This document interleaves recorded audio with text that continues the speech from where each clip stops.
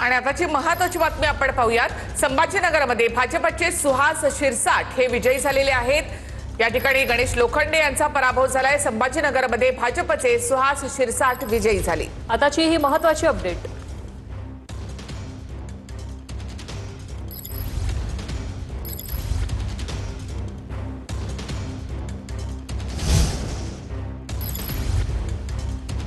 भंडारा गोंदिया विधान परिषदेमध्ये भाजपचे अविनाश ब्राह्मणकर हे विजयी झालेले आहेत। अविनाश ब्राह्मणकरांना 304 तर नरेश ईश्वरकरांना 152 मतं मिळाली आहेत। तर भंडारा गोंदिया विधान परिषदेत भाजपचे अविनाश ब्राह्मणकर हे विजयी झाले। तिरंगी लढत या ठिकाणी होती। तर मतदारसंघामध्ये 100% मतदानाची नोंद या ठिकाणी झालेली होती आणि भाजपचे उमेदवार अविनाश ब्राह्मणकर या ठिकाणी विजयी झाले।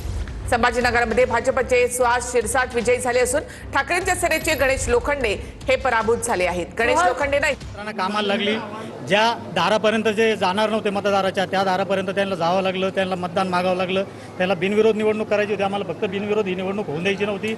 आम्ही आमच्या ताकदीनं लढलो आणि आम्हाला जे मतदान व्हायचं होतं आमच्या महाविकास आघाडीचं ते मतदान पडलं। किती मतदान तुम्हाला मिळालं? तिकडे विरोधी आम्हाला 134 मतदान मिळालं आणि त्यांना 452 काहीतरी मतदान मिळालं। ओके। या सगळ्या निवडणुकीनंतर तुम्ही पहिल्यांदा म्हणाले होते की मी पहिला उमेदवार आहे, मला उमेदवारी मिळाली हे आता हो, मला शिवसेना प्रमुख बाळासाहेब ठाकरे यांच्या आशीर्वादाने उमेदवारी मिळाली आणि पहिली वेळेस मी तर 5च महिने झाले होते मी नगरसेवक होऊन आणि मला एवढी मोठी उमेदवारी मिळाली आणि पक्षाचा आदेश असल्यामुळे ती निवडणूक लढलो मी।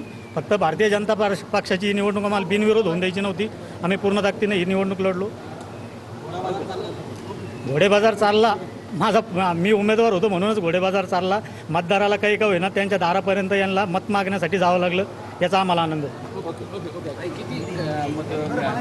आम्ही महाविकास आघाडीचे आमच्याकडं दोन्ही जिल्ह्यामध्ये महाविकास आघाडीचे आमच्याकडे 119 मतदान होतं। आम्ही 134 मतदान घेतलेलं आहे आणि आम्ही त्यांच्यापेक्षा तर नागपूरमध्ये भाजप उमेदवार राजीव पोद्दार हे विजयी झालेले आहेत। अतुल लोंढे यांचा या ठिकाणी पराभव झालाय। विधान परिषदेच्या 11 जागांपैकी पहिला निकाल नागपुरात भाजप उमेदवार राजीव पोद्दार हे विजयी झाले। नागपूरमधून ही अपडेट समोर आली। विधान परिषदेच्या 11 जागांपैकी हा पहिला निकाल समोर आला होता आणि नागपुरात भाजपचे उमेदवार राजीव पोद्दार हे विजयी झाले। तर भाजपचे 7, शिवसेनेचे 2 आणि राष्ट्रवादीचे 2 उमेदवार या ठिकाणी विजयी झालेत। यामध्ये 6 उमेदवार हे बिनविरोध या आधीच झालेले होते। तर आता छत्रपती संभाजीनगर भंडारा